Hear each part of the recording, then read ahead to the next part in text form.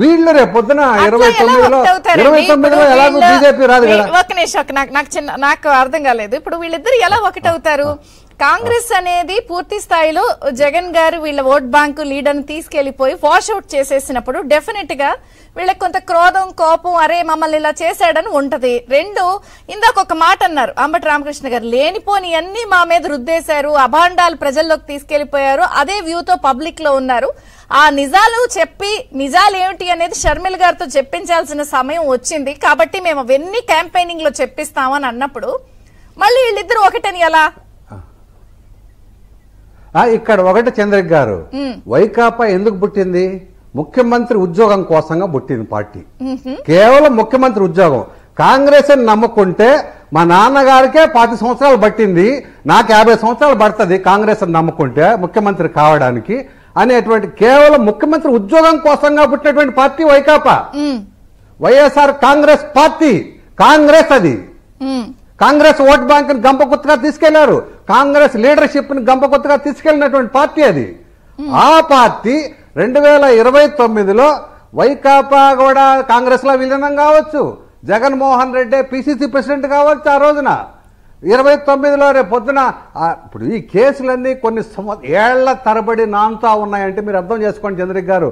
White corruption 100% white లో డబ్బులు మారిపోయినాయి.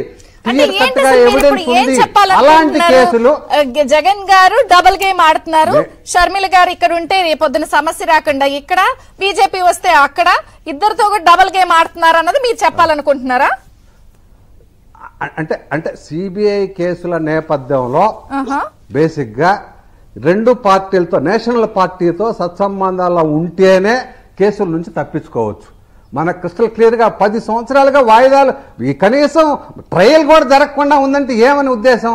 కేంద్ర ప్రభుత్వంతో అనుకూలంగా ఉంటే, కేంద్ర ప్రభుత్వంలో ఉన్నటువంటి పార్టీతో అనుకూలంగా ఉంటే, కేంద్ర ప్రభుత్వానికి అనుకూలంగా ఉంటే ఎటువంటి కేసులైనా ఎవరినైనా ఏమీ చేయలేవు. రేపు రాబోయేది సపోజ్ కాంగ్రెస్ తో అలయన్స్ తో ఏదో పార్టీలు రేపు పొద్దున్న కేంద్ర ప్రభుత్వంలో కాంగ్రెస్ ఫామ్ అయినా వీళ్ళే, బీజేపీ వస్తుంది, బీజేపీ అయినా ఆయనకి నో ప్రాబ్లం, అపోజిషన్ లో ఉన్నా కూడా. మీరు అన్నారు వీళ్ళందరూ ఒక ఫ్యామిలీ అండి, చిన్న చిన్న పొరపచ్చాలు ఉండొచ్చు అని అనుకున్నప్పుడు రాజకీయాల్లో ఎన్ని రాజకీయ పార్టీల్లో అన్న మీద తమ్ముడు, తమ్ముడు మీద చెల్లి, బావమరిది మీద బావ, ఇలా దేశమంతా కూడా వ్యతిరేకంగా అప్పుడు కూడా వాళ్ళిద్దరు ఒకటేనా? అట్లా ఎట్లా మనం చూస్తాం? అసలు ఒకరికొకళ్ళు అనేది రాజకీయాల్లో చాలా వైరుధ్యాలు ఉన్నాయి. బోలెడ్ ఎగ్జాంపుల్స్ డెఫినెట్ గా 1950లోనే తండ్రి కొడుకు పోటీ చేసినటువంటి చరిత్ర ఉంది. తండ్రి కొడుకు పోటీ చేసినటువంటి చరిత్ర ఉంది. డిఫరెంట్ పార్టీస్ లో పోటీ చేయడం చరిత్ర ఉంది.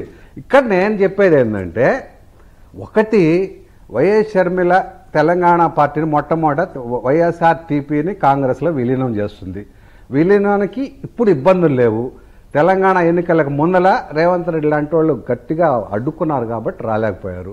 సరే రేపు పొద్దున ఏమవుతుందంటే, ఒక ఆప్షన్ వచ్చేసి వైఎస్ఆర్టీపీని విలీనం చేసిన తర్వాత షర్మిల గారు స్టార్ కంపెయినర్గా ఉంటూ, సౌత్ ఇండియాలో క్యాంపెయినర్గా ఉంటూ, నేషనల్ లెవెల్లో స్పోక్స్ పర్సన్గా ఉంటూ ఖమ్మం పార్లమెంట్ నుంచి కాంగ్రెస్ పార్టీ తరఫున పోటీ చేసేటువంటి అవకాశం ఒక ఆప్షన్.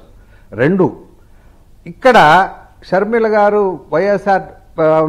కాంగ్రెస్ పార్టీ పగ్గాలు చేపట్టిన తర్వాత రేపు పొద్దున వైసీపీలో ఉన్నటువంటి అసంతృప్తి నేతలు, టికెట్ రాని వాళ్ళందరూ చేర్చుకొని ఇక్కడ కాంగ్రెస్ పార్టీని బలోపేతం, కాంగ్రెస్ పార్టీకి ఓటు బ్యాంక్ పెరగడమే టార్గెట్, ప్రజెంట్ విన్నింగ్ కాదు.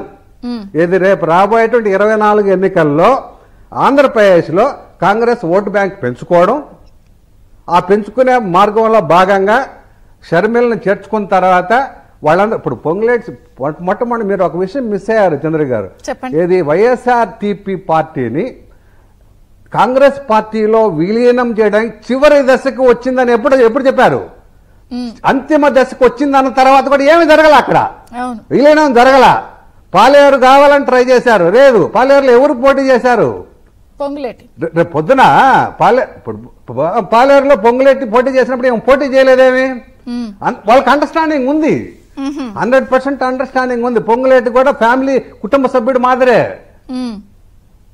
కాబట్టి పాలేరులో పోటీ చేరారు. ఎన్ని పాయింట్స్ మీరు చక్కగా డాట్స్ గుచ్చి కలిపారు. నేను అనేది ఏంటంటే ఇలా అయినప్పుడు ఇలా చేసినప్పుడు Yes. ఈ ఓట్ బ్యాంక్ వీళ్ళు పెంచుకోవడానికి అంటున్నప్పుడు అది మరి ఈవిడ ఎంట్రీ కాంగ్రెస్ కి లాభమా, అధికార పార్టీకి ఉన్న జగన్ కి లాభమా నష్టమా, టీడీపీ జనసేన పొత్తుంది వీళ్ళకి లాభమా నష్టమా?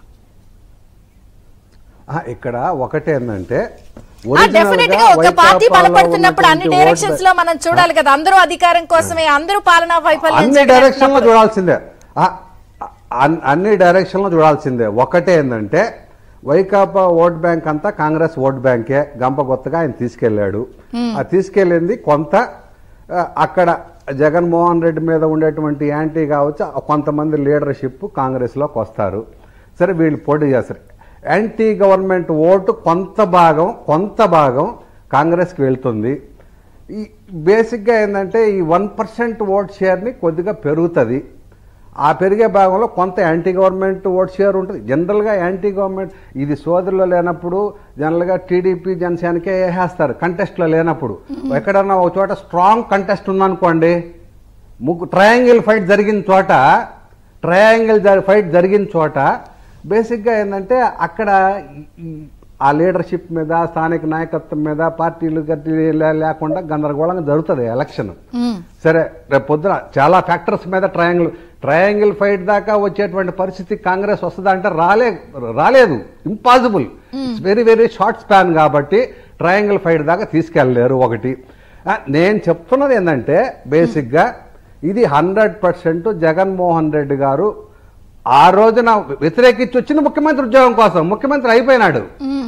రేపు పొద్దున కేసుల నుంచి తప్పించుకోవాలంటే ఏం చేయాలి? ఏదో ఒక జాతీయ పార్టీ అధికారంలో ఉంటుంది కేంద్రంలో. ఆ కేసుల నుంచి తప్పించుకోవాలంటే 2 జాతీయ పార్టీ. ఎస్ 100%. వీళ్ళెవరు రేపు పొద్దున వైకాపాలో సీట్లు రాలేదు, వాళ్ళని తెలుగుదేశం పార్టీలోకి వెళ్ళిపోకుండా ఇక్కడికే వస్తారు కదా. 100% వాళ్ళిద్దరి మధ్య అయితే అండర్స్టాండింగ్ ఉందనేదే అట్లా ఎందుకు చూడాలి? ఇప్పుడు షర్మిల గారు ఎంత స్థాయిలో వైఎస్ఆర్టీపీ పార్టీ పెట్టినా కూడా తెలంగాణలో ఉంటూ కూడా ఏపీ మీద ఆవిడ తిట్లు తిట్టారు. పాలన బాగాలేదు, మీ సంగతి మీరే చూసుకోండి అనలేదా? అన్నారు. ఇక్కడికి వచ్చి ఇక్కడ అయినప్పుడు ఈ పాయింట్లన్నీ ఆవిడ పాలనా వైఫల్యాన్ని ఎత్తి చూపుతుంది. ఆవిడకి జరిగిన అన్యాయాన్ని బేస్ చేసుకుని డెఫినెట్ గా వైకాపా పాలన వైఫల్యాన్ని ఎత్తి చూపుద్ది. మొన్నటిదాకా తెలంగాణలో రాజన్న రాజ్యం అని చెప్పిన మనిషి ఇందిరమ్మ రాజ్యం అని మాట్లాడతారు పొద్దున. డెఫినెట్ గా ఆంధ్రప్రదేశ్ లో ఇందిరమ్మ రాజ్యం కోసం అని మాట్లాడదు, రాజన్న రాజ్యం అని మాట్లాడదు. రాజన్న రాజ్యం మా అన్నదో తీసుకొస్తాను అనుకున్నాను, తీసుకురాలేకపోయాడు. ఇప్పుడు నేను ఇందిరమ్మ రాజ్యాన్ని తీసుకురావాల్సిన బాధ్యత నా నెత్తి మీద ఉంది. రాజన్న రాజ్యం లేకుండా ఉండేటువంటి చోట ఇందిరమ్మ రాజ్యాన్ని నేను తీసుకొస్తాను అనేటువంటి క్యాంపెయిన్ లోనే వెళ్తాం. తెలంగాణలో రాజన్న రాజ్యం